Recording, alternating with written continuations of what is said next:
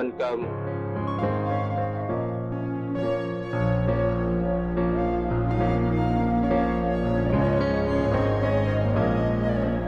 Satu-satunya hal yang hingga detik ini aku sesali adalah menjadi seorang perokok. Bayangkan,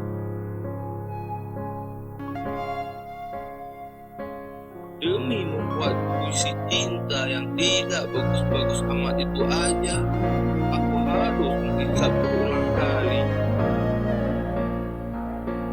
Sudah tidak bagus-bagus amat, gagal pula membuat kau kembali.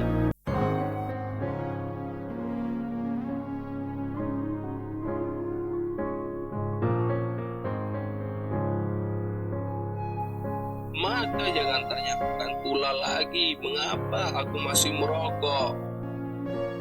Apa faedahnya? Apa untungnya? Karena memang tak ada. Jangan pula kau tanyakan lagi mengapa aku masih mencintaimu. Apa faedahnya? Apa untungnya? Karena memang tidak ada. Karena memang tak ada kata selain. Aku